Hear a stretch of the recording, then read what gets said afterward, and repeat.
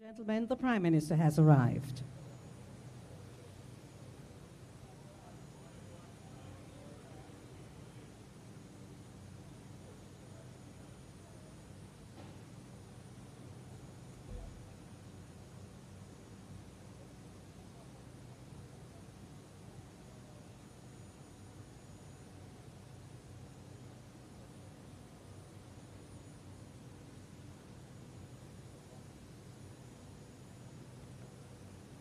Please be seated.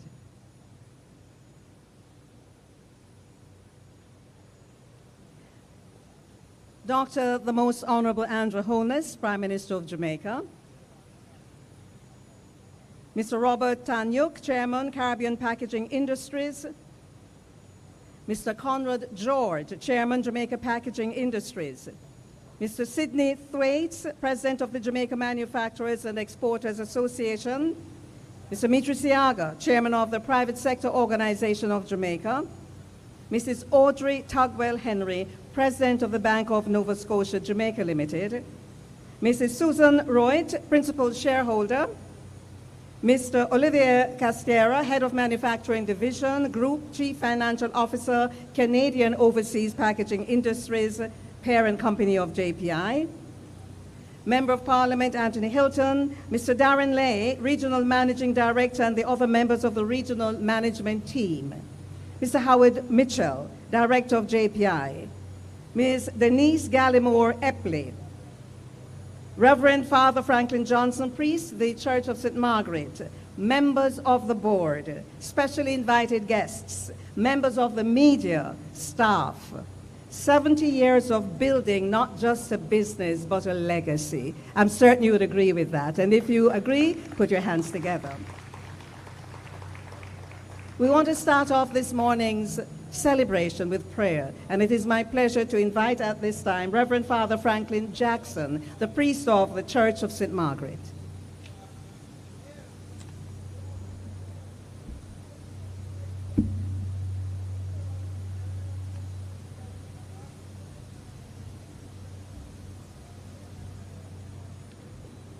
We bow our heads for prayer. Let us pray. God is our refuge and our strength, a very present help in time of need. I will lift up mine eyes unto the hills. From whence cometh my help? My help comes from the Lord, maker of heaven and earth. He will not suffer your foot to be moved, and he that keepeth you will not sleep. Behold, he who keeps Israel shall neither slumber nor sleep. The Lord himself is your keeper. The Lord is your shade upon your right hand. The sun shall not smite you by day, nor the moon by night. The Lord shall preserve you from all evil. Yea, it is even he that shall keep your soul. The Lord shall preserve your going out and your coming in forever. Almighty and ever-living God, rule of all things in heaven and on earth, we thank you for occasions of celebration. And our friends have invited us to celebrate their 70th year of existence, of operation in this land. We thank you for the 70 years and 10. And pray, Lord, that as they launch on new activities in the celebration of their 70th year, you will give them grace and courage to persevere. We ask your blessing upon the leaders in this land. And here we pray for Patrick, our Governor General, for Andrew, our Prime Minister, for Mark, Leader of the Parliamentary Opposition, for all members in leadership in government, in business, commerce, and industry. We thank you, mighty God, that you have placed synergies in our land, like the synergy between our friends from other shores as they work with us towards developing this land. And so we pray, mighty God, for the Jamaica Package Industry Limited, and we pray for their parent company in another land, and ask that the synergy between them will continue to redound to your honor and to your glory. Mighty God, there are many challenges, but we know that you are able to do in us and through us and by us all that Jamaica needs now. So bless us, Eternal Father, with your mighty hand.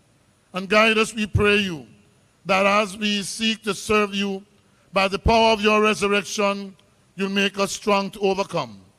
Be with us now in this occasion of celebration. And may all we do or think or say here be done to your honor and to your glory.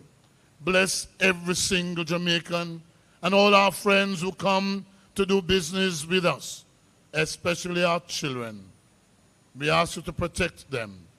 Be with us now in this occasion of celebration, and grant us those things which we fear to ask or we dare not ask because of your great love for us.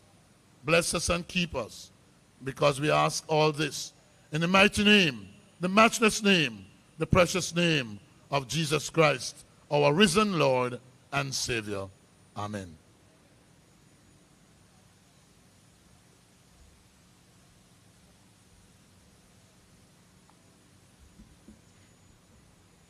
Thank you, Father Jackson.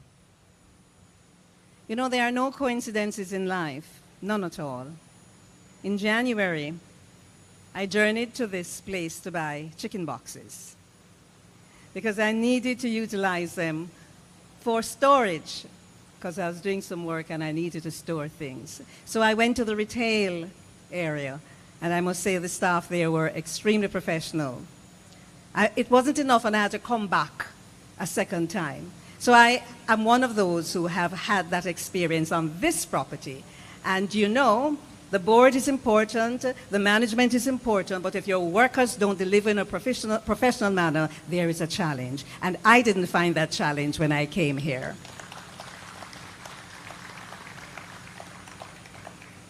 The current investment by the Jamaica packaging industry is the most significant and bold investment move in its 70 years of existence, representing a major milestone for the company and its shareholders. I know the Prime Minister and the Chairman and other persons will fill you in, and their bankers, with more details as we go through the morning. But thanks again for being here. It is now my pleasure to ask the Chairman of JPI, Mr. Conrad George, to come forward and bring his remarks. Mr. George.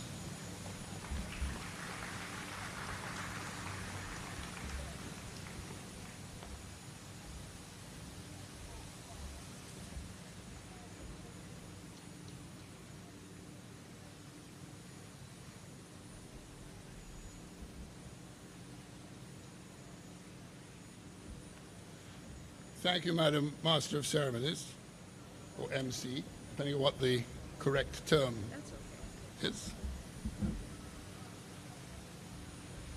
Most Honourable Prime Minister, Honourable Minister of Mining, Minister of Economic Growth and Job Creation, Mr. Mitra Siaga, President of PSOJ, Mrs. Audrey Tugwell-Henry, President and CEO of Scotiabank, Mr. Sidney Thwaites, President of the JMEA, Mrs. Susan Rowett, shareholder, Mr. Olivier Castera, Managing Director of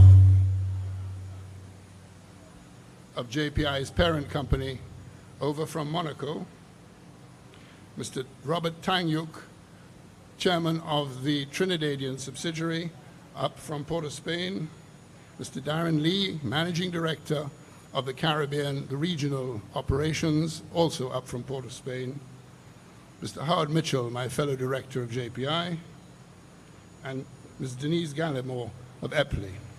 Ladies and gentlemen, on behalf of the board, shareholders, and management of Jamaica Packaging Industries, I welcome you to a celebration of two developments. First, JPI is proud to mark 70 years of continuous operations in Jamaica.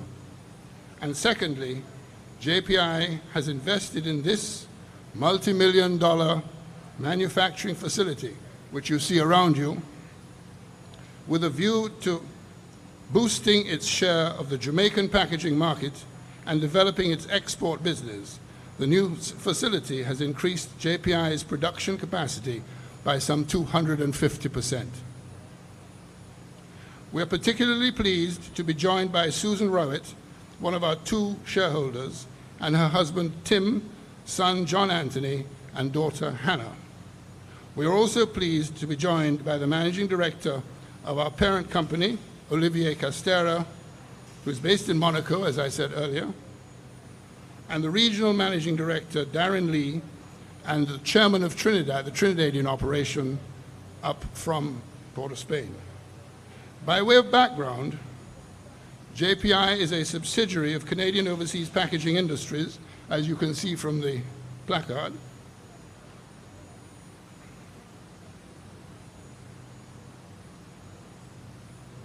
which is part of the Calmanson family's international holdings,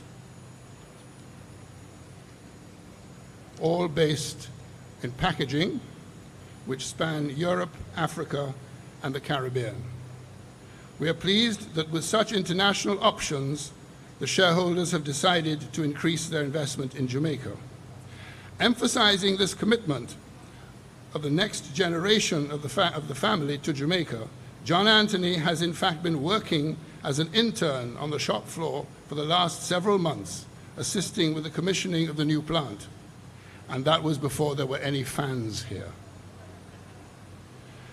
JPI looks forward to a positive future, developing its export business in justification of the shareholders' faith in Jamaica as a viable investment option. We have, ladies and gentlemen, an excellent lineup of speakers for you today. I'm delighted to tell you that our Prime Minister has graciously agreed to be our keynote speaker. He needs no introduction. He is, I believe, in full-on pre-election mode and is fired up for the contest. We look forward to hearing from him in due course later in the program. Thank you very much.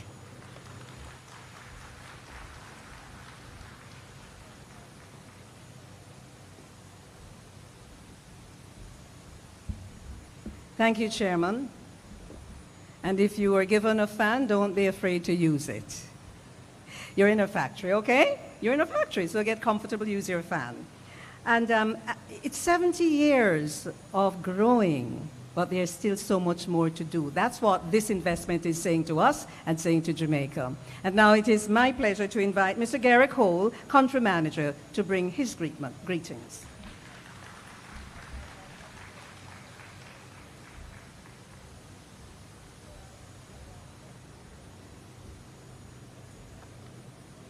Good morning, everyone.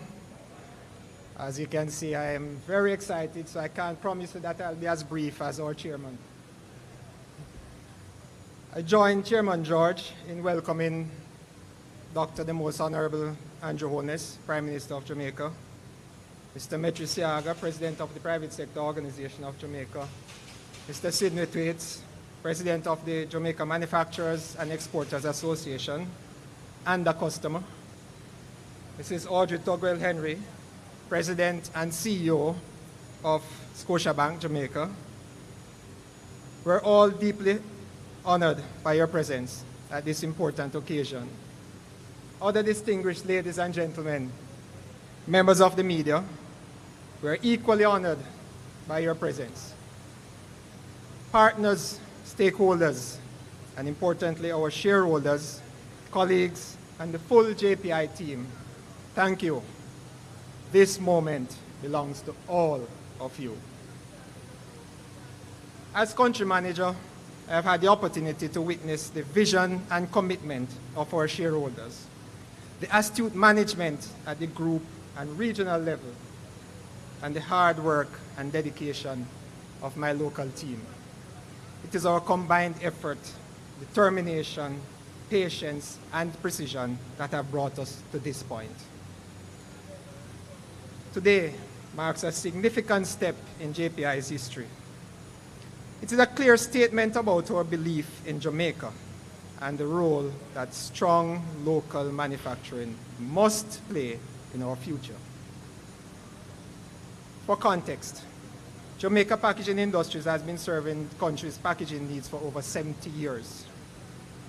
We took a turn in 2000 when we ceased manufacturing locally, but we shifted to a distribution model, but we never abandoned our commitment to Jamaica. Fast forward 2017, our shareholders made a bold and deliberate move, re-entering the manufacturing space by acquiring a local competitor, Corpac.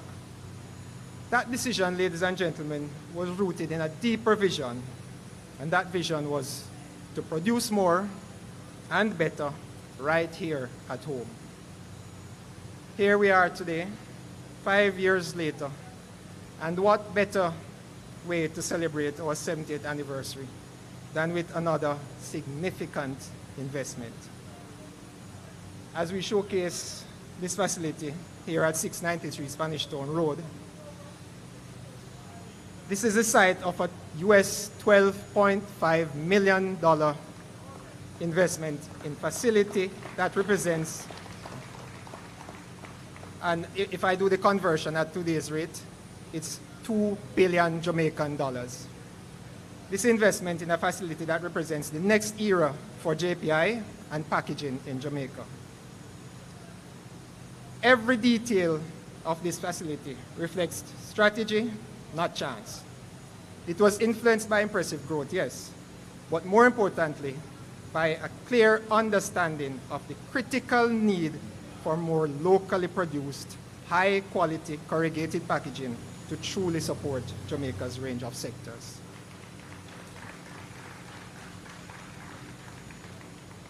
This investment sets us apart, and I'll tell you how. This impressive facility is 75,000 square feet, and it sits on just over 3 acres. It brings together our manufacturing, distribution, and retail operations, and you'd have heard Faye mention our retail operations. It allows for expanded production, greater efficiency, and more responsive service, including quicker turnaround time and just-in-time delivery. Today, we showcase the most modern, state-of-the-art corrugator in the English-speaking Caribbean. And the corrugator, when you get a chance after this, is that long machine that runs the entire length of this building. We have also invested in a technologically advanced high-speed folder gluer, which is capable of printing, slotting, gluing, folding cartons all in one single pass. That's efficiency and speed. We also invested in a modern die cutting machine, and that will boost our die cutting capabilities. The new die cutter can produce most complex custom packaging designs. It is sitting on the port. It arrived on Sunday. Sorry we couldn't get it here in time to showcase today, but next time you all visit, it will be sitting right over here. Beyond machinery, we have invested in a suite of other peripheral equipment that will support high volume, high quality production. And this is complemented by investment in a new enterprise resource system that will help us to manage the business and our core functions. Ladies and gentlemen, combined, these technologies form the very backbone of our production and have immediately increased our production capacity by over 250%. That's correct, 250% increase in production capacity.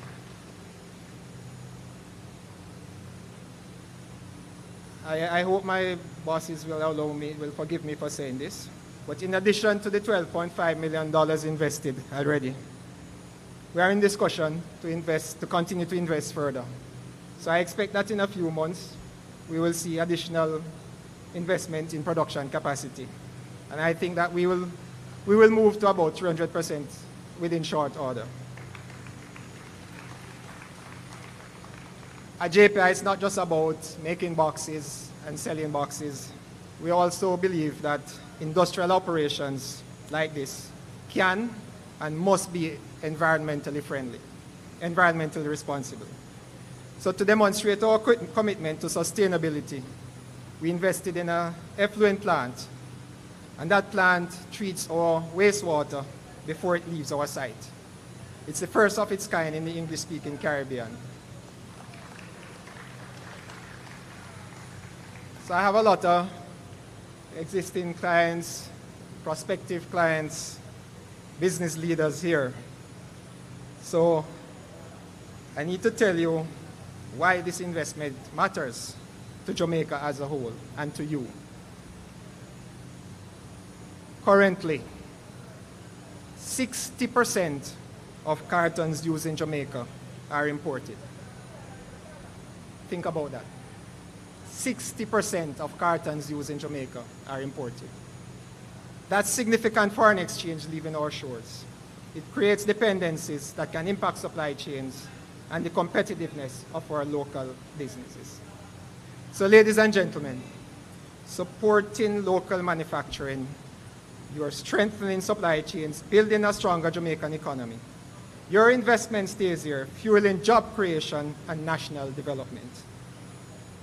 Ladies and gentlemen, let us support local manufacturing.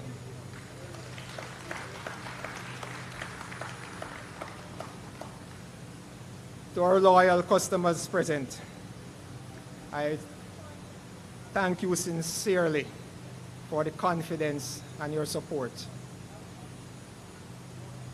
To those who are not yet converted, we are saying to you, you don't need to look anywhere else. We're here. We're ready. Come to us for your packaging needs. 70 years, our linkages throughout the Kopi Group, I can assure you that we know how to make a quality box.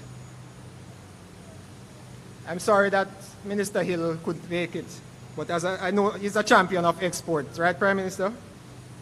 He will be happy to learn that in addition to serving our local market, we have started exporting corrugated sheets to Trinidad.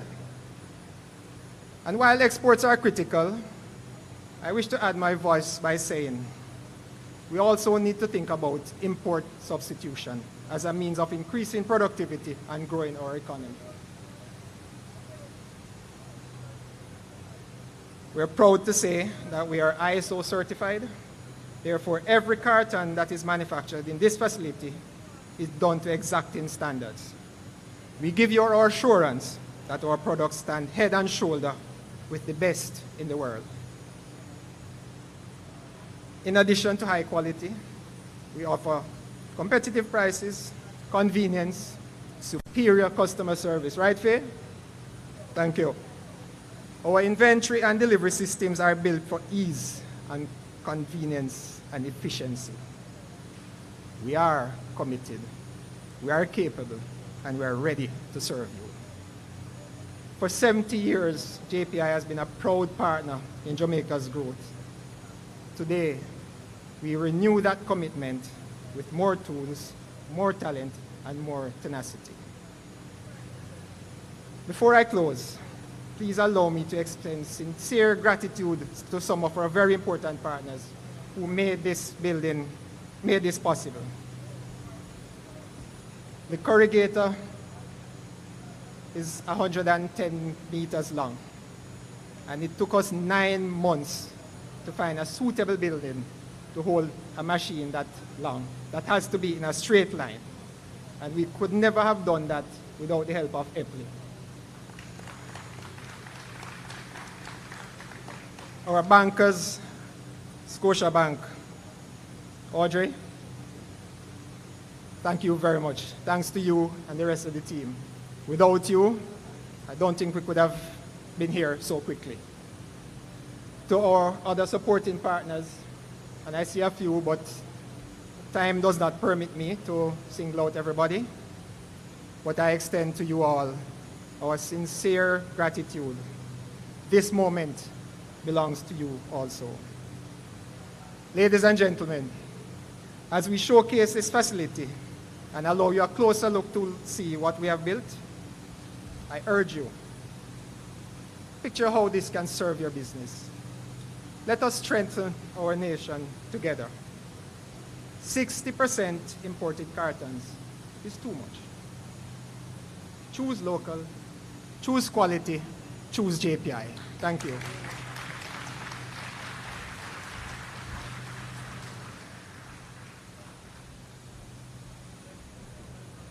You wouldn't want to choose anything else after you've listened to that. Choose local. Choose JPI. And I was just about to say, Prime Minister, that he seems to be on a campaign. I mean, but you know what that is like. Mr. Mitchell, as you sit there, as in Howard Mitchell, and I know you are reflecting on your involvement in this company many years ago on Marcus Garvey Drive, but here you are today, you're still a director, I believe, supporting where the company goes. We talk about new technologies, and I sat down there and I was thinking about packaging when I was a little girl. A dry banana leaf, we put in the box with the things. Right? Let me speak in the English because there's some persons from Canada are here. We use dried banana leaves to package the yams and package the ripe banana. And let us not forget that because many people are still using that kind of technology, but in your new boxes. So there's a collaboration and an intersection. And it is now my time to ask Mrs. Susan Roit to come forward and bring her remarks. She's a shareholder. Could you welcome her? Real Jamaican welcome, please.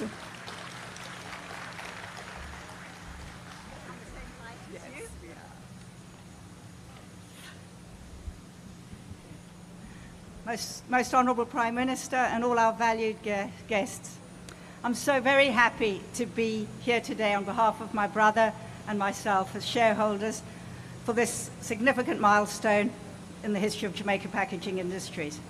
Corrugated packaging manufacturing is a pretty good barometer of the economy of a country. And these 70 years have certainly been a bumpy ride. And I just want to give a little bit of family history, elaborate what Conrad said, to reflect on how we got here today. Because you think, why am I here in Jamaica? So it goes back to my grandfather, Dr. John. He was a medical doctor in London. And through circumstances of World War II and his bad health, he relocated to South Africa, where he built up a packaging business. In the early 50s, he sent his two sons, my father, Anthony, and my uncle, John Michael, to investigate operations in the Caribbean, opportunities in the Caribbean. And interestingly, they were already supplying some markets in the Caribbean from South Africa back in the 40s. And thus JPI was born along with sister companies in Trinidad and Barbados. In the 60s, the brothers sold the South African business, but kept the Caribbean and East Africa, and later added a UK businesses, which is where my brother and I grew up. But my father had developed a great fondness over the years in the 50s for Jamaica, 50s and 60s. So in the early 70s, he bought a holiday home in Ocho Rios. And we were lucky enough then to visit it for holidays throughout the 70s and the 80s, making special friends and having special times. So we're not Jamaican, but we have part of our heart is in Jamaica. And okay. The economic policies of the times made for a very challenging business environment and resulted in a large exodus of manufacturing businesses. But those 20 years of good times and special ties in this country gave us a deep affection for Jamaica and made us persevere and cling on here. And the erosion of the manufacturing base of our customers in Jamaica eventually forced JPI to cease manufacturing, as Gary has outlined, in 2002, and supply as a distributor from Trinidad. But my brother and I always hoped for an upturn or stability in Jamaica and that we could return. So in 2017, with the improving business environment, we took the opportunity to invest in Jamaica by acquiring my dear friend Howard Mitchell's business. And so JPI recommenced manufacturing. And consequent to that, we then took the decision to reinvest further and relocate to create a thoroughly modern production facility which Jamaica deserves. And that is what we're celebrating today. And continuing the family tradition, my brother and I dispatched my son, John Anthony, yet another John. And he came here about a year ago and was here when the first truckloads of machinery arrived. And he worked hard here as an intern. He graduated from just being a man that heaved things off the trucks to actually being allowed to tighten bolts on the corrugator that you see. So he's not only been learning of the corrugated business, he's also been acquiring a love for Jamaica. Although it's been a little bit confined to the industrial area, he will expand his horizons to various golf courses. And I must thank Claudine at Scotiabank for checking on his patty consumption, because he is a bit skinny, so that's good. And interestingly, I found a picture of my father visiting here in 1955, and he would then have been about the same age as John. So it's quite nice that generations later, we continue it. So JPI, as Gary has eloquently outlined, aims to supply Jamaican customers with Jamaican boxes made to the highest standards with customer-orientated focus on box designs, print, delivery times, and order quantities. And to help Jamaican businesses thrive. So we as a family reaffirm our commitment to Jamaica today, and we want to thank the directors of JPI, Howard Mitchell and Conrad George, for their wisdom and their guidance. And I just want to say that Emil George and Conrad George have between them over 38 years that we've had their wisdom as chair of JPI. And then I want to thank Scotiabank and Epley for their support that led up to us being able to make this investment today.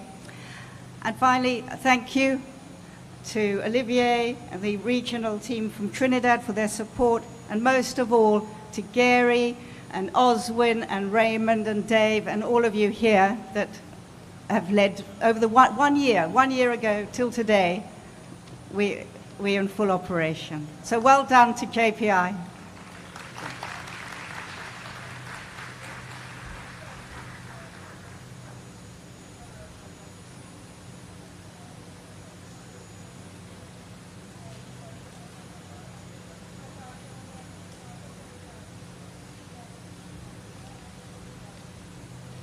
Thank you, Mrs. Royd, Susan Royd. I was just getting some information on John. Prime Minister, he's an intern. He's working on getting his work permit so he can stay on. Okay, John? And then, John, it's mango season now, and you have many boxes in which you can put mangoes, and there are many different kinds. So make sure, why are you laughing, Prime Minister? Many different kinds of mangoes. All right, so you make sure you have your boxes filled with mangoes. Julie, East Indian, Bombay, hairy mango, sweetie come brush me, all kind of mango. Number 11, turpentine, all kind of mango. Now be very careful, that's a lot of sugar. No. Warning to everybody, okay? It is indeed my pleasure to see when there's a Jamaican woman at the top of any industry, any sector, any organization, and we are just so happy with this lady I'm about to introduce, Mrs. Audrey Tugwell Henry, President and CEO of Scotiabank Jamaica. Wow, you and your team worked to get this 110-meter long piece of equipment that Gary spoke about installed, but most of all, financed. Could you welcome her? Thank you so much. Good morning, everyone. I know we have observed the protocols, but please allow me to recognize our Prime Minister, Dr. the Honourable Andrew Holness, our Chairman, Mr. Conrad George, and Suzanne, our shareholder, with so much passion and love for our country. Suzanne, you are Jamaican. We have adopted you and John and your family, so thank you so much. Also, let me recognize Mr. Cole, Gary Cole, our country manager, and all the other industry leaders present and association leaders, and Robert from their Trinidad office. It is truly my pleasure to be here representing Scotiabank. This is such an outstanding achievement. This is such an important day for our country. I know, Prime Minister, you have talked about growth. Growth is an important part of our agenda, and this is a good example of putting in place opportunities for growth for our economy. So I'm very pleased to be here, and I want to congratulate JPI on its 70th year of packaging in Jamaica, and this is a milestone. You know, we are an old company as well, so we know what it takes to keep a company going for that long. The journey started with your vision to re-enter manufacturing in Jamaica, a vision driven by your desire to serve your clients more efficiently, and which required a shift from distribution to manufacturing and production. In 2016, when you took that bold step, Scotiabank was there with you.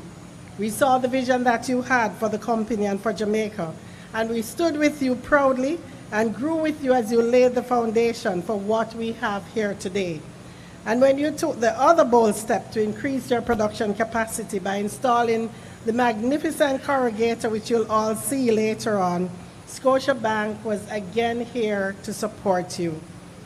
The realization of this vision requires a clear mindset and your sights set on the long term. Any investment that increases production by 250% is not a short-term investment. It is a long-term investment, and it requires a commitment to the future and the confidence that you have in our country. The impact that you will have on the community, adding jobs to the economy, upskilling employees, training and development, and of course, import substitution. That deserves a round of applause. Those are just some of the value-added contributions that JPI has made. Not only did you expand your production capacity, but in doing so, you also made sure that you would impact the environment positively through your recycling of waste production, alongside with your cutting-edge wastewater effluent treatment plant. That, I have to say, is very commendable, ladies and gentlemen.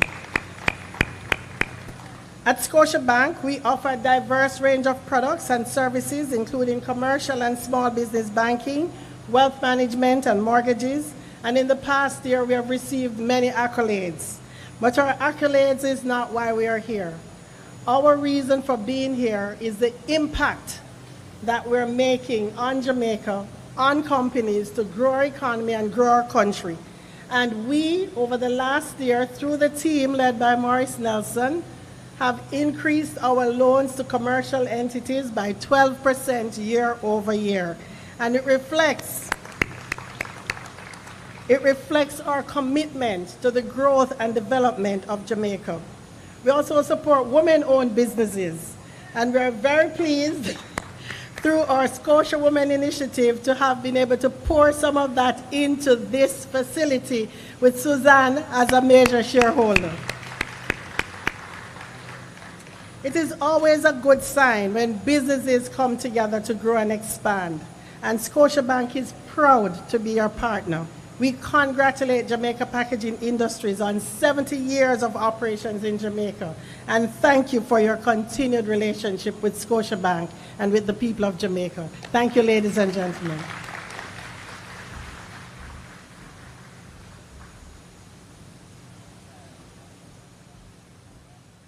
I'm going to do a little bit of changing around here. Please stay with me.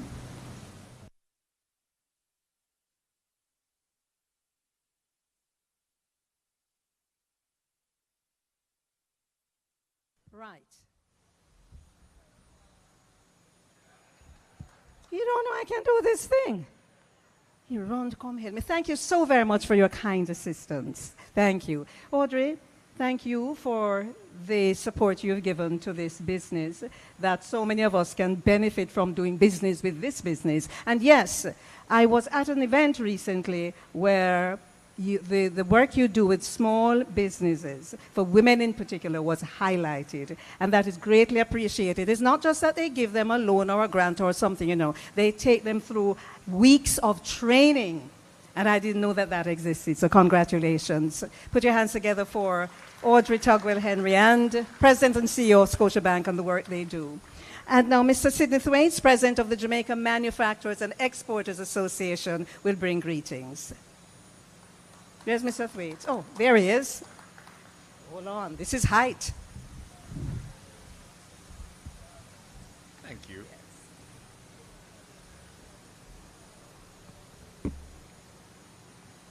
Dr. the Most Honourable Andrew Holness, our Prime Minister, Mr. Conrad George, the Chairman of JPI, Mr. Metriciaga, the Chairman of the PSOJ, Mrs. Audrey Tugwell, the President of Scotiabank, and Mrs. Roy, Principal Shareholders. Thank you for having me today. It's an honor. I stand before you representing manufacturers in Jamaica, just under 500 manufacturers, so I'm in my element. If you've heard me speak before, you know that I refer to our manufacturers as our superheroes. And to do that balancing act, we're balancing labor and supply, and we're balancing efficiency and equipment, and we're absorbing the external shocks, the internal shocks. We're doing all this, we're superheroes. And to do that over 70 years is nothing short of remarkable. So I'd like to, just for that, over 70 years is nothing short of remarkable. I know that I get asked a lot, and I'm sure the PM does. I'm sure Howard and Metri do as well. Can Jamaica manufacture competitively in the current environment?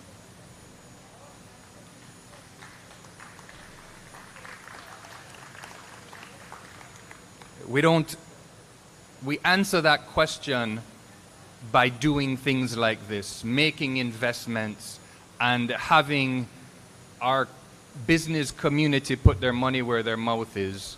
And I'd be remiss if I didn't say that this doesn't happen without the macroeconomic, the stability we've seen in Jamaica over a decade. It's taking those things that we've done. We've lowered our debt. We've lowered our interest payments. We've controlled our crime. We're doing the things that we have to do over very long periods of time. We're just very early in that. We need to do that over long periods of time. Invest in our infrastructure because we're not paying interest. This is the result of those things. A lot of times we hear that the average Jamaican can't feel what is going on. There's optimism on the business community side, but is everyone feeling it? These are the things that make everyone feel it. We're creating jobs. The team at JPI and COPI are creating jobs. They're good jobs. They're transplanting imports. We were importing 60% of our packaging. We love our neighbors in Trinidad, but we don't want your packaging. We want your carnival. We want your carnival. It's creating the landscape as well. As a customer, I can tell you, it takes one more thing off my hands, right? I don't have to import containers of my packaging. I can buy locally. I can rely on my suppliers. I have a relationship. That ecosystem builds our businesses. It makes our job easier. It takes one more variable off the table. When weather is bad, hurricane hits, I don't have to wring my hands about my packaging, and I know my partners are here locally. I can't tell you what that does to the ecosystem of all manufacturing in Jamaica. So I sound a bit impassioned, but it's because I know what this does. I know what this looks like. I also know that all the guys on the side here who are the operators and run this plant, I understand how they feel about a new investment in equipment and new opportunities. It's a big deal. I also know that things go wrong in a plant anytime anyone visits, so they're going to be glad to get you out of here. So I'm going to keep my remarks short. I congratulate the JPI, the COPI team, the investors, the directors. I thank you for your confidence in Jamaica. This checks a lot of boxes as we think about the future of Jamaica and Jamaican manufacturing. And to be an example over 70 years and to continue to invest, I think is remarkable. Thank you for having me here. Thank you for letting me see it.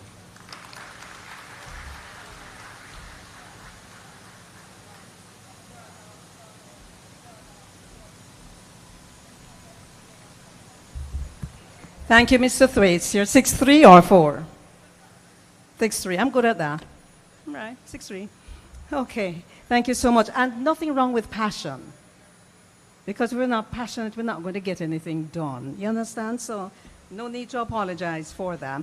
You know, I was just thinking that, I don't know if you heard some of the things here. A state-of-the-art corrugator, the most modern in the English-speaking Caribbean. You heard that. A high-speed folder gluer machine capable of high-quality printing, slotting, gluing, and folding of cartons in a single pass. A modern die-cut machine designed to produce complex display cartons and display trays. An effluent treatment plant, the first of its kind in the English-speaking Caribbean, presents the opportunity for environmental leadership. And we know how important that is, environmental leadership. So let me congratulate you on all of these elements. And now, Mr. Nicholas Scott, Chairman, Epley Caribbean Property Fund, it's time for you to... You are speaking on behalf of Mr. Nicholas Scott. And you met me introduce you as Mr. Nicholas Scott. So, no, it's not okay. We have to find a way to fix that. So then if you...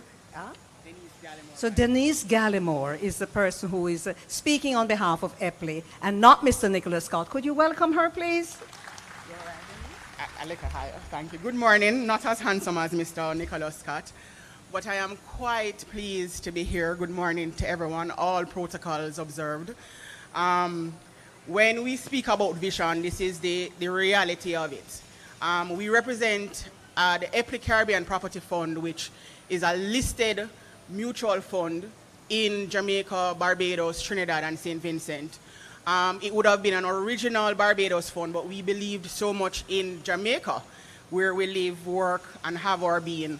And so we would have seen the vision of the old Coca-Cola bottling plant. So we were here before JPI, and we are glad to be here with JPI, because JPI lives the vision that we saw of this old broken down factory that most persons would ask us, why did we invest? Because it just didn't fit the profile of who we usually have our investments in.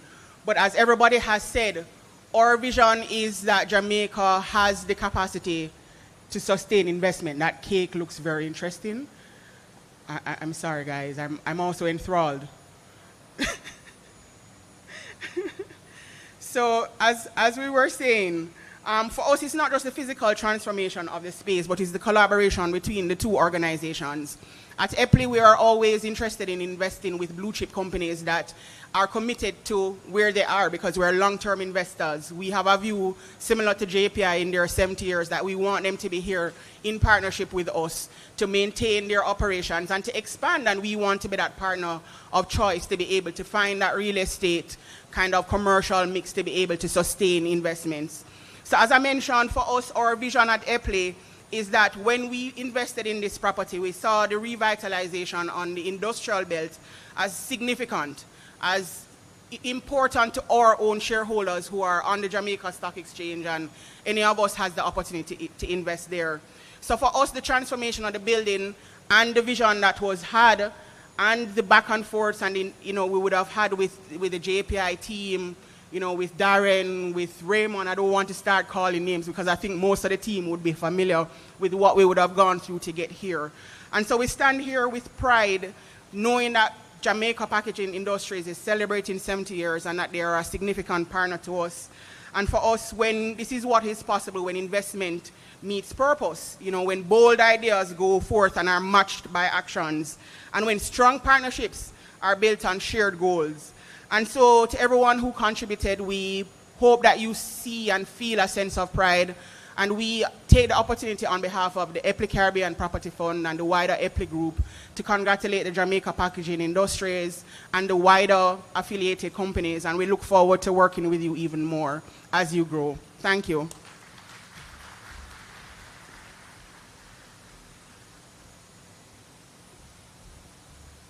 Thank you, Denise Gallimore of Epley. And now it is my pleasure to bring the Prime Minister on. I know this is a very important occasion for him. When you talk about manufacturing and expanding on business, it's important for the country, it's important for him and his team. Sir, I know you have some other responsibilities right after. So then we're just going to welcome him. He has a very important appointment that he has to keep, so he may not be too long with us, but he's going to be with us anyway, and he will share his comments. Thank you very much, Madam Master of Ceremonies. Faye, you are the person that would have been responsible for most of Jamaica's great elocutionists.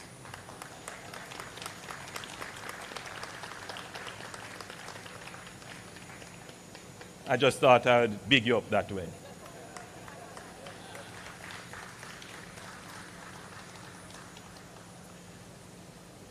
And let me start with John. Now, you may not know the coded messages that Faye was sending about mangoes in the mango season. Take her literally, but not figuratively.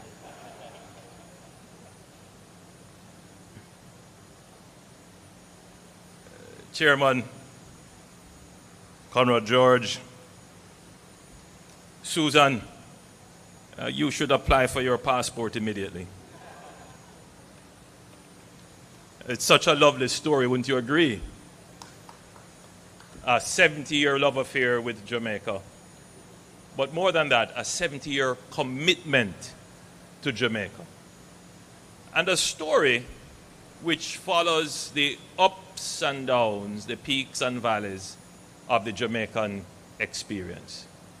It is important that we recognize that Jamaica did have, in the early days, a period when manufacturing boomed. And we also had a fairly long period when we were not able to compete. Many of those circumstances which saw the demise of the manufacturing sector in Jamaica, some of those circumstances were self-inflicted, purely as a consequence of government policy.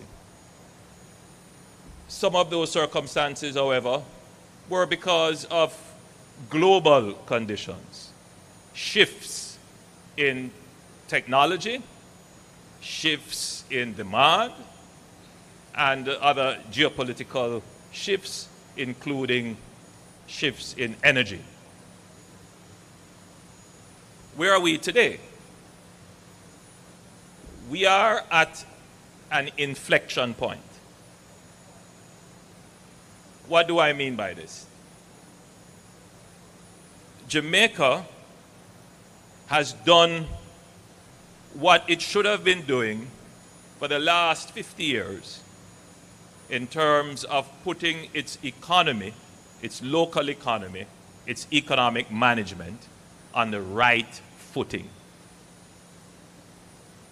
That has been alluded to by Mr. Thwaites, who spoke, by the chairman who spoke, by Audrey who spoke, by the representative of Epley who spoke.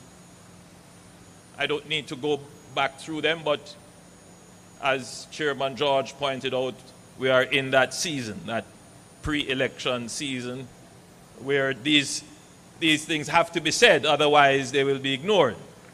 So, you're not going to have a strong manufacturing industry when interest rates are high for manufacturers. You're not going to have a strong manufacturing industry when there is uncertainty about exchange rates and the availability of foreign exchange. You're not going to have a strong manufacturing sector when taxes are likely to increase and tax policy is uncertain. You're not going to have a strong manufacturing sector when you can't get access to credit.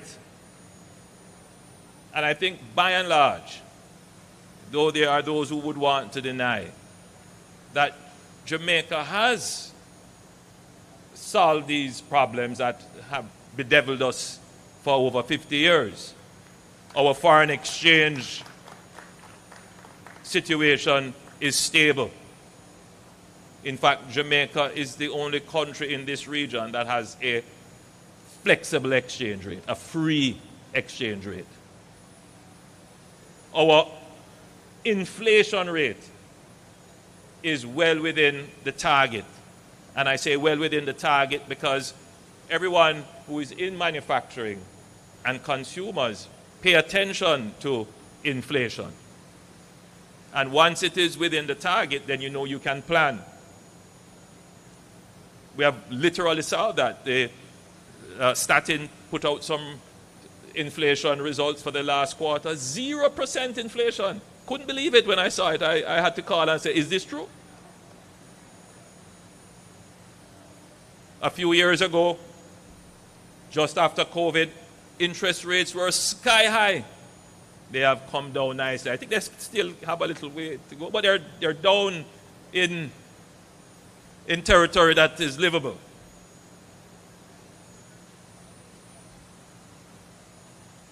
However, there are still some issues which will dog the manufacturing sector. One of them is the issue of security. Because we look at the issue of security as one that is essentially a matter of public safety. Meaning, how do I ensure that my citizens are safe in the public space, that lives are saved, that property is secure? But if you just step back from the problem of security, the problem of crime, murders, extortion, scamming, all of those issues that affect your staff, affect them coming to work on time, affect their ability to concentrate on their jobs because of what may be happening in their communities or to their relatives, affects you, that you come to open the plant and then you realize something gone. I don't think they would take anything from here because everything is so heavy. And you have cameras all around and the place is well secured. But let's look at the ordinary shopkeeper who is not able to open their shops because there is some gang warfare going on. Or a retailer who comes in the morning, lifts up their shutter and finds that their entire stock is cleared out. In other words, the issue of security is not just one of safety. The issue of security, or rather insecurity, adds a cost to the cost of living. In other words, the cost of living that you experience as a citizen, a part of that is the cost of security. So every plant, every business operator has to add in their budget a line item which is quite significant for security. Therefore, if the government is able to reduce security concerns, then the cost of living to everyone reduces.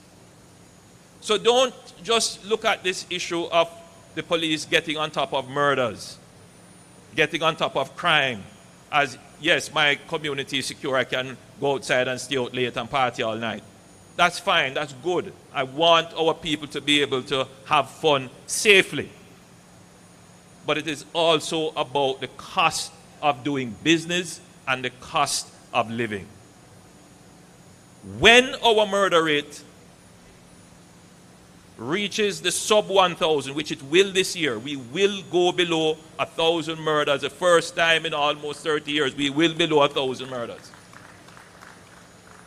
That is going to send a signal to business people and to the rest of the world that Jamaica is serious about making this country, making our country, a destination, not just for tourists to go into all-inclusive hotels, but to make Jamaica a destination for people to visit and for businesses to come and operate.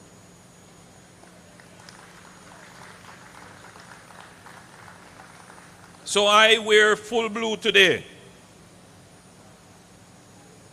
to show my support for our security forces in ensuring that Jamaica is a safe place.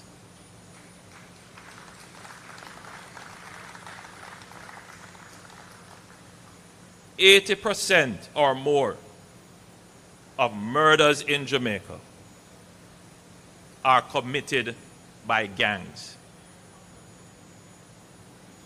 We have a false notion that these gangs are an association of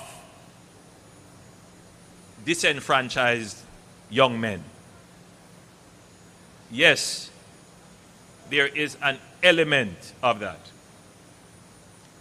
But the gangs that we are dealing with are more appropriately described as criminal enterprises.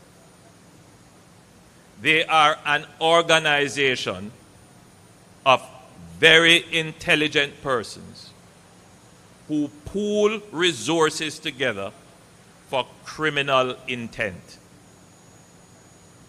And their criminal intent is, one, to control areas and communities, to turn the persons who live in those areas and communities against the state, against the police, against all the institutions of the community. And thirdly, to control the custom and business within that space. They want to be able to sell their drugs exclusively, conduct their scamming operations exclusively, conduct their extortion exclusively. And then they take some of the profit and pretend that they are conducting welfare exercises. They will tell you, we'll help to send your children to school, but at night they call your daughter, or they send your son to commit a robbery. And then eventually, petty arguments happen between them. And then they send your son to go and carry out a vendetta killing. This is what is happening. I will be the first to tell you that my administration will never sit by and allow our state forces to act in a way that wantonly abuses the human rights of our citizens. That must never happen, and I want to reinforce that point and say it very loudly. That will never happen under my watch.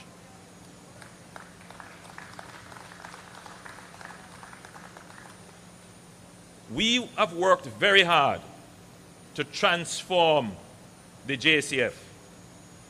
And you may see the outward transformation in its uniform, in its equipment, but you should also notice that there has been an amazing transformation in the leadership of the JCF, in the leadership and doctrine of the JCF. And I am satisfied that the men and women who are leading the JCF appreciates the importance of maintaining a high standard in protecting human rights.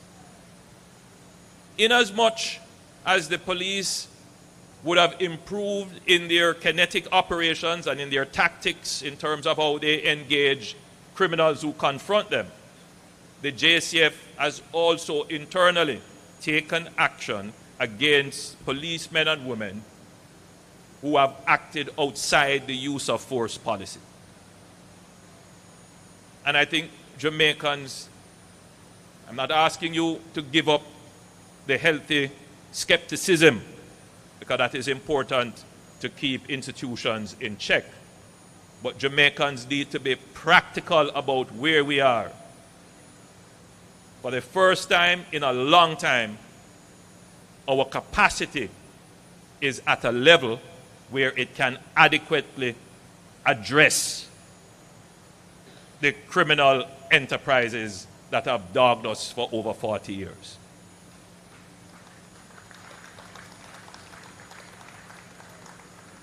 And we will continue on this path to respect the human rights of citizens, but deal appropriately with those criminals who challenge us. It is in our best interest that we continue along this path. And that is why I'm saying that we are at an inflection point. An inflection point is a point at which the rate of change increases relative to the effort exerted. And that's what we're going to see happen. As the police improves its interdiction, and by the way, you know, there is a sense which is suggesting that the police is only relying upon its kinetic operations in engaging those criminals who confront them. You would have noticed that the police has improved their investigative capabilities.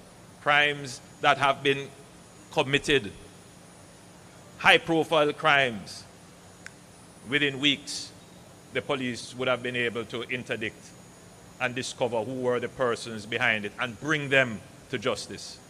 And that is because we have invested heavily in the intelligence gathering and training of our investigators, and in fact expanded the number of investigators.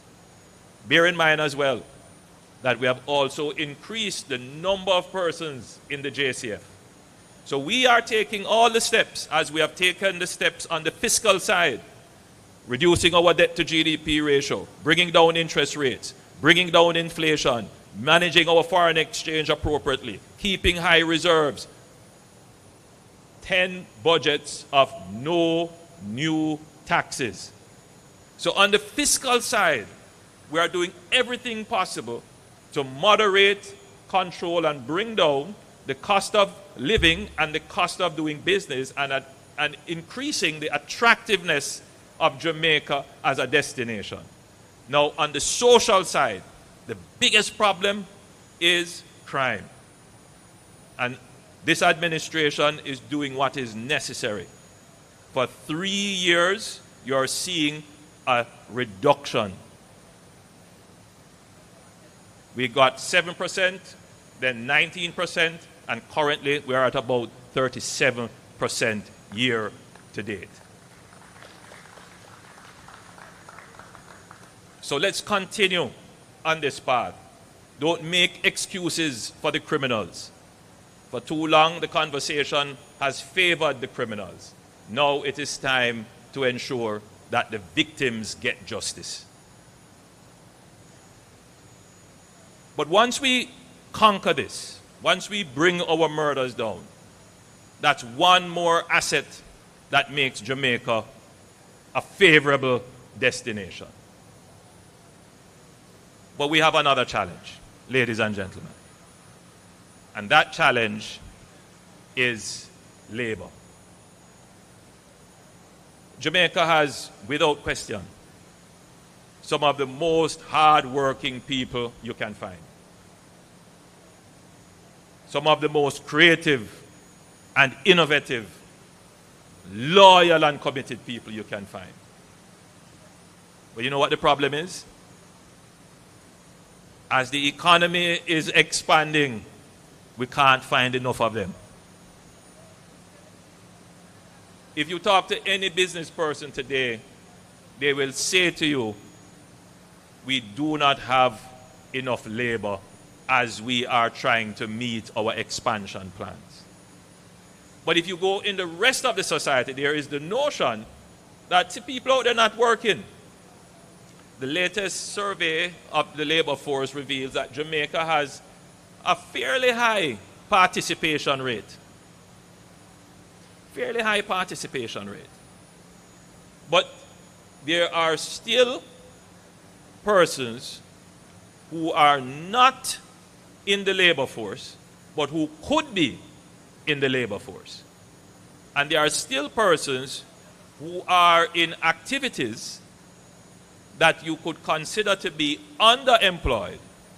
But if we were to get them skilled, they could move out of those underemployment situations into better employment situations.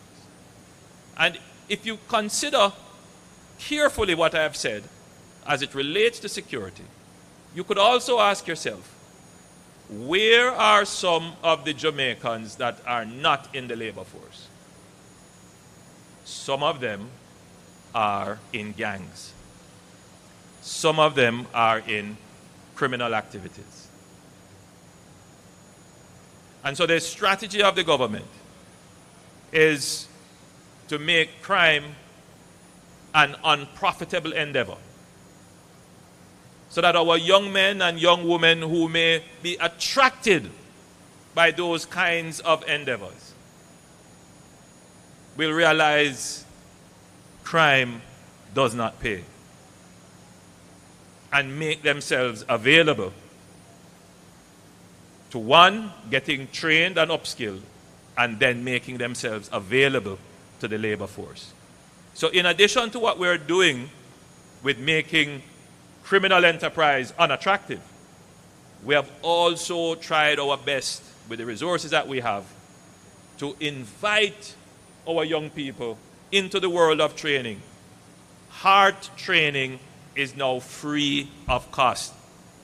If you are a youngster, you're not sure what you want to do with your life, you may very well be taken care of by your parent, and so you don't really need to work.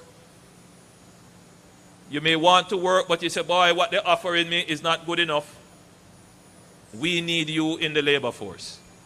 We need your skills and your talent. If you are a youngster and you are being invited to join a gang, I will say to you, young man, forget about that. There are jobs that are paying well, that are waiting for you, but you need to have a skill. Go to heart and get trained. You will find very well that this is advice that will save your life.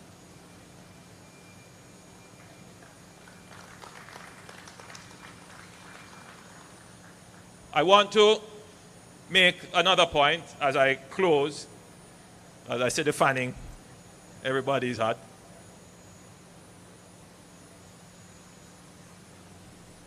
There is a global shift taking place.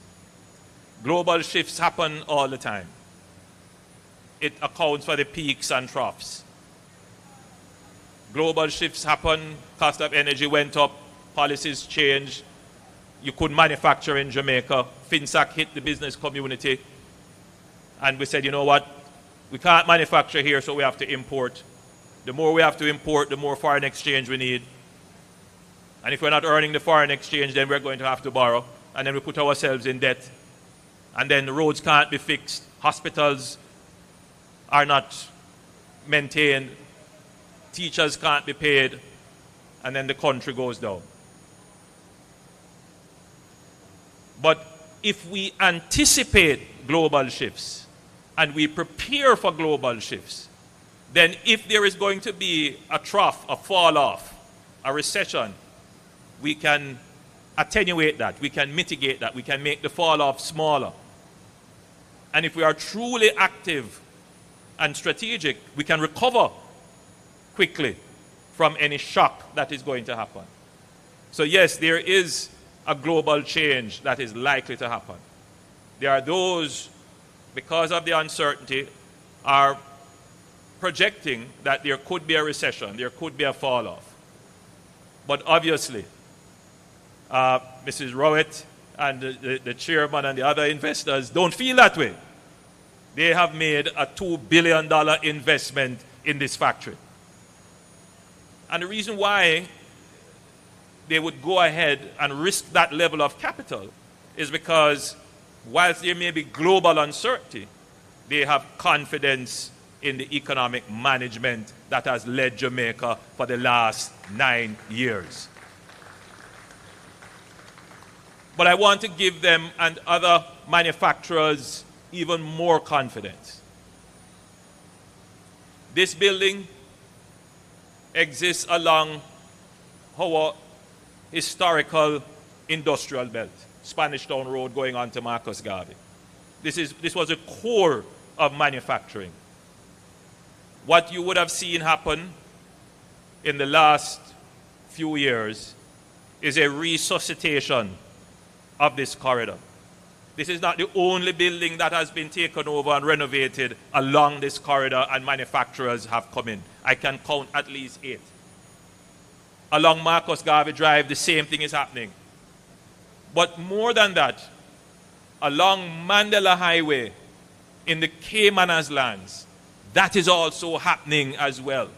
So we are having heavy industrial and light industrial manufacturing re-emerging in Jamaica. And the government is supporting this. We're supporting this by creating special economic zones, making lands available, and building infrastructure. So I want to say here that the Spanish Town Road that runs along this property, which is a major thoroughfare, which has not been substantially repaired maybe in over 20 or 25 years, that road is now slated for a major overhaul to make it far more efficient for the manufacturing operations and commuters to access the property. But the last issue that affects the manufacturers here is energy. You talk about being able to substitute your local manufacturing for imports, and you refer to our friends in Trinidad. Trinidad has the energy advantage over us because we don't have oil. And I have seen suggestions that somehow Jamaica has oil somewhere. Well, you know, if God smile on us, or, you know, we get some windfall of that natural resource, well, great for us. But Singapore doesn't have oil either. And what they have managed to do there is to improve the resources in their people, in their regulatory environment, in the efficiency of their economy, in the security of their society. And that's what we are doing here, improving our management of the economy, improving our security. I've already said what we're going to do to improve our regulatory environment. And lastly, we are going to have to take some profound measures to ensure that your energy costs are competitive, if not less than others in our region. We are going to make some bold moves as it relates to energy. So stay tuned for that. The next time that I speak on the topic, you will hear the bold moves that the government will make for energy. So I want to thank you for being such a wonderful audience, for listening intently, and congratulations to JPI and the Canadian investors who have invested quite significantly in Jamaica. And I close by saying, choose JPI, choose Jamaica. God bless you.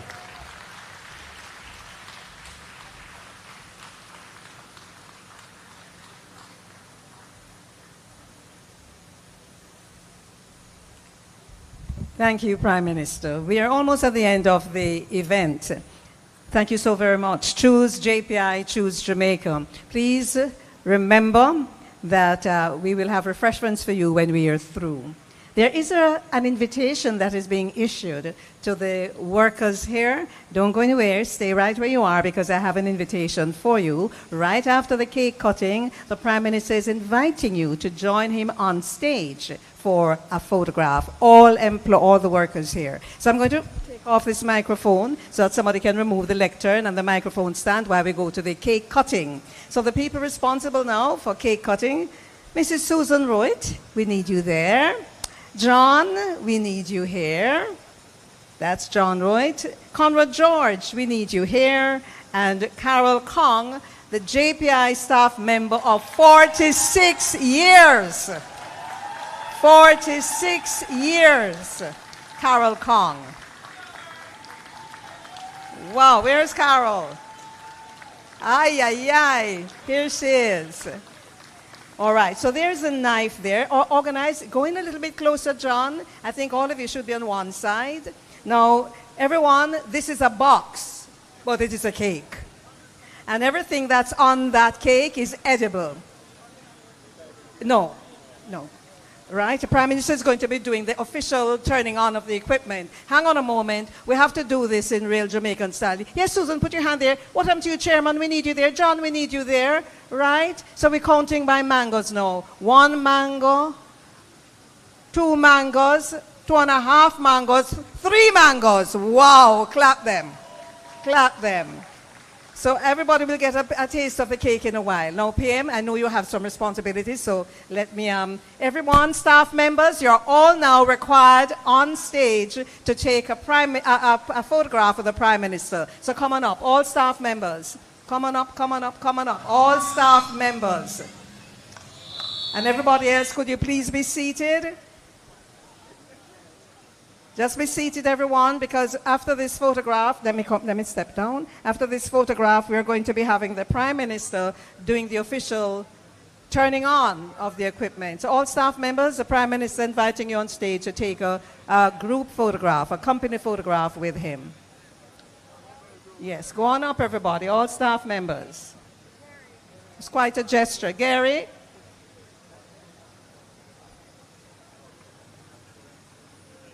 I have a feeling you may need to step forward a bit, Mr. PM, because it's a big group. Could you come forward about 2 steps, Prime Minister? Let me pass you, please. Let me go around you. Sorry, let me go around you, please. Go ahead, yes. Yes. More are coming up. More coming up. We want to get everybody there.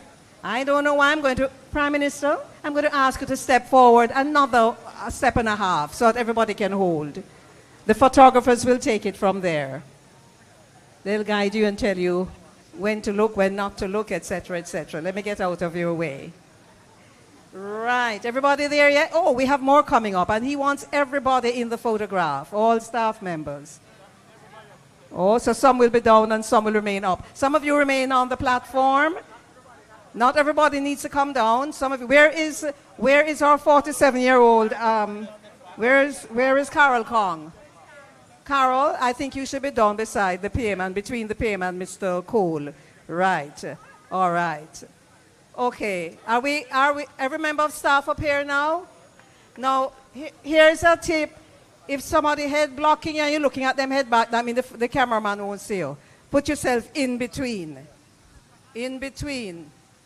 Put yourself, and if you're very tall in front of somebody very short, change place. Change place. Pay attention to the photographers now. They're asking you to look at the cameras. Me no drink coffee, tea, mango time. Care how nice it may be, mango time. At the height of the mango crop. You ready? You done? One moment, sir. They want you to say JPI 70, everybody, for social media. All right? You know how it goes, Mr. Prime Minister. So everybody, after 3, you know what you're going to say? JPI 70, after 3. 1, 2, 3. Thank you. Prime Minister, don't take your seat, sir, because we now need to work you. We now need to work you to turn on. Prime Minister, the commissioning of the factory, the Prime Minister, Mr. Sidney Thwaites, you need to join the Prime Minister. Mrs. Royd and John Royd, you need to join the Prime Minister, Mr. Gary Cole, and Mr. Conrad George. And that is for the commissioning of the factory. Everybody else, please be seated. Everyone else, staff, everybody else, we need to do this smoothly. Everyone else, please be seated. We're just going to do the commissioning and then we can go and have some refreshments. All staff, please be seated. Thank you for your cooperation. Thank you so much. So media will be accompanying.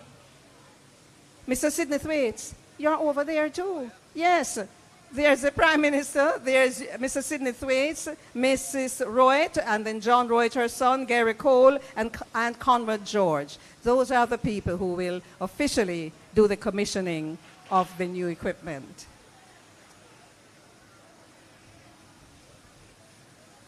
We can see, if you look at your screens, you will see what is taking place. We can't be there physically, but here we are. This is Ms. Terry Long making sure that they get to the right spot. Prime Minister's donned his security vest.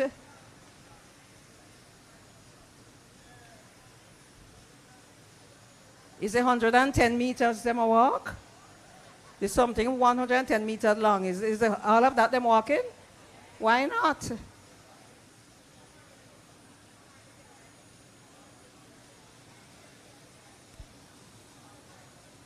After that, all invited guests will be asked to participate in tours if you so desire. Behind you, you'll see a whole variety of trays of paper in terms of what actually goes into the paper itself, the width, because at least a third of all cardboard boxes have recycled paper in them. So you have to keep rolls of recycled paper, rolls of fully craft paper, and so then depending on what our customer requires, we load that onto the line here, and Oswald can explain to you the different sections from from being, we'll go on Oswald. So what John is doing is explaining the process, and now he's getting some assistance here. Are capable of making up to 5 plies word, right? So I have here as a sample what we call a single piece web, where we combine 2 paper. One is called a liner, which forms the outer part, and the other section, which is called fluting, and it forms that sinusoid all the way, right? This section is conveyed downstream, where a third layer is placed above this fluting to form a single wash. So we'll just walk along. I know you're not hearing the details of that, but when you get your special tour, everybody will get their tour, then you'll hear the details. So what you have in your hand, you'll see it goes over the top here to then join back down. When we need to do the 5 ply, that's what starts at the far end, and it comes and it merges with the other ply right before it goes into a chest. So is there a glue that is applied? Yes, so we have a starch kitchen in the back corner, and so what you're hearing pumping there is a lot of the starch going on. Starch? And so the glue, so the glue gets applied in these sections here. So as you can see, what you have in your hand is going PM just asked about the gluing process, and John is explaining that. To then be joined in later with a bottom level to make. So how is it corrugated? The corrugation use heat? Yes. And water? Right, so there's a combination of heat, pressure, and 2 rolls that has the corrugation profile. They are placed under pressure and heat to form the corrugation of the paper. Okay. Right. It is now on the tip of the flute that The glue is applied. Okay.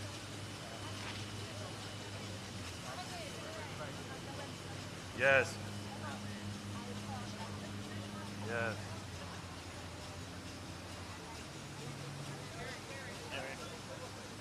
So is it the green button?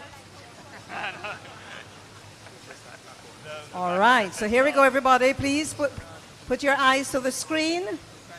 This is the commissioning that's about to take place. Yes, sir, we are. You can hold it for 5 minutes. Mr. Chairman. Yes. That's it? No, that tells me it's a black button. That's good, that's good. That's it? Yes. All right, I'm going to press it now. That's it? I hear it. Let it go. Yes, sir. Woo! Could we put our hands together for the commissioning of this new equipment? We hear when the engine kicked in, and it's a gear, man, gear changing. Yeah, man. Serious things going on. Yes, yes. Woo, woo, woo. Yes.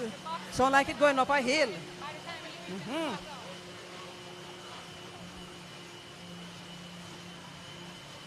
This is a wonderful day, a wonderful occasion. That it's gone through the heating and the So, pressure. So now will come out the solid board. look, keep your eyes on the screen. You see what is happening. That's factory board that ends up you just put down there. So you can make all types. We can supply the market. In these sections you'll see this is where it depends on the different types of board that we do. We have the capability to send out 2 different jobs at the same time. So we can merge to the paper so that we're most efficient. The branding you hear is all the waste strip being taken by vacuum to the back corner to be bundled and baled and sent off to recycling parts. Where before it would go on the floor and have to be picked up by hand. Now we're able. Who does the recycling? Who does recycling? I believe at the moment we are selling it locally. I'd have to check with somebody else on that, but it all gets taken offside from the back. I don't know if you can hear the different sections of the equipment as they engage. You hear the sound changing. Previously we could only have 1 job takeoff, so now we can have 2 jobs that come off at the same time, and they're not getting painstakingly bundled by the poor man at the end of the line. Now they get automatically bundled, and we're able to have a far more efficient takeoff with forklift drivers. So you'll see the bottom level lowers as it gets small to make them nice and square. And then once we're almost at the point where he's bringing it towards us here. Be loaded on. So only cardboard boxes that you're making at the moment? And for those of you who might be wondering, those people who work in the factory, they protect their hearing by wearing the appropriate technology, call it that, the earmuffs. So you would be able to make boxes like for TVs, for all kinds of.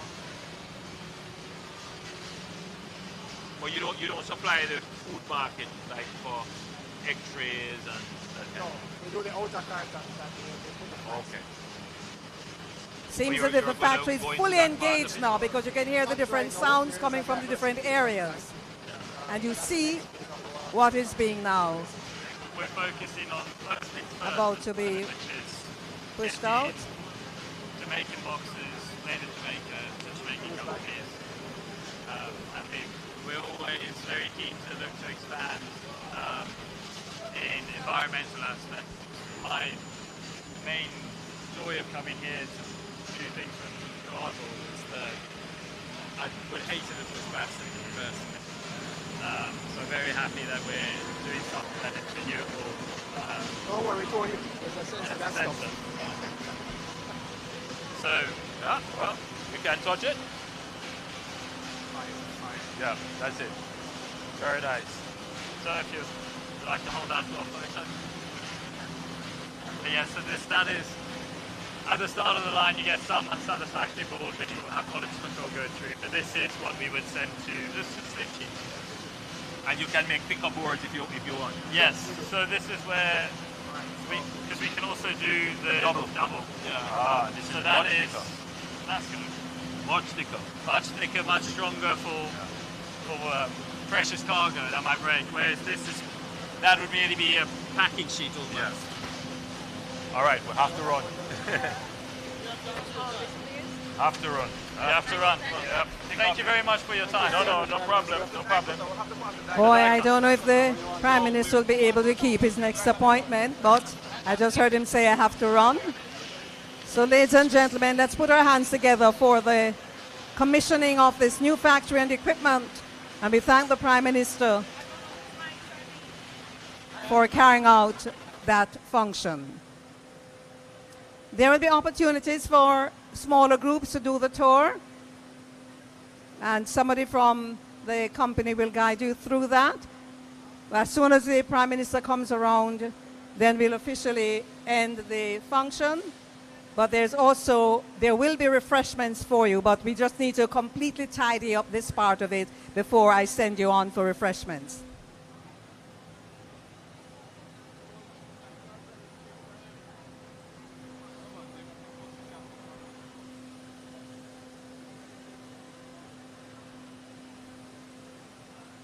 Oh, he made a full circle. So he went here and he's